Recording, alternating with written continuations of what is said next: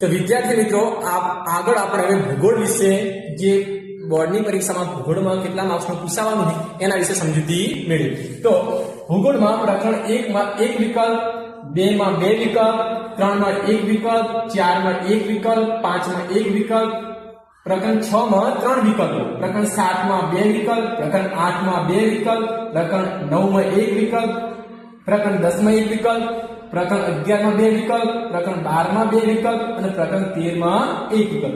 આ હતો વિભાગ A. હવે વિભાગ B માં 10 ગુણનો વિભાગ છે. એમાં તમારે 10 10 લખવાના છે. તો કયા પ્રકરણમાંથી 1 ગુણનો પ્રશ્ન પૂછાશે? તો પ્રકરણ 1 માંથી એક પ્રશ્ન, પ્રકરણ 2 માંથી પ્રશ્ન 1 ગુણનો પૂછાવાનો નથી.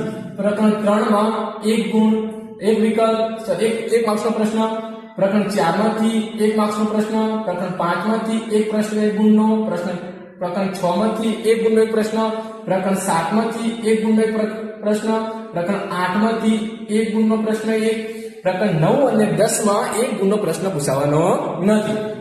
પ્રકરણ 10 માં પ્રકરણ 11 માં 1 ગુણનો પ્રશ્ન, પ્રકરણ 12 માં 1 ગુણનો પ્રશ્ન, પ્રકરણ 13 માં 1 ગુણનો પ્રશ્ન.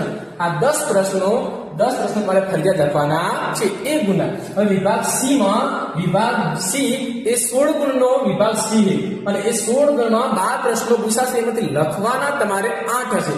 દરેક પ્રશ્નના 2 ગુણ. તો કયા પ્રકરણમાંથી 2 ગુણનો પ્રશ્ન પૂછાશે? તો અહીંયા મેં જે એરો આપ્યો છે પ્રકરણ 1 માંથી 2 ગુણનો પ્રશ્ન પૂછાવાનો નથી. પ્રકરણ 2 માંથી 1 પ્રશ્ન 2 ગુણનો, પ્રકરણ 3 માંથી 2 પ્રશ્નો 2 ગુણના, પ્રકરણ 4 માં 1 પ્રશ્ન, પ્રકરણ 5 માં 2 ગુણનો એક પ્રશ્ન પૂછાવાનો નથી. પ્રકરણ 6 માં 1 પ્રશ્ન, પ્રકરણ 7 માં 1 પ્રશ્ન, પ્રકરણ 8 માં 2 પ્રશ્ન, પ્રકરણ 9 માં 1 પ્રશ્ન, પ્રકરણ 10 માંથી 2 ગુણનો પ્રશ્ન પૂછાવાનો નથી. પ્રકરણ 11 માં 2 પ્રશ્નો, પ્રકરણ 12 માં 1 પ્રશ્ન, પ્રકરણ 13 માં 1 પ્રશ્ન પૂછાવાનો નથી. તો 2 ગુણના જે પ્રશ્નો છે એ તમને સરળ રહેશે, જેથી તમે સરળ રીતે તૈયારી કરી શકો.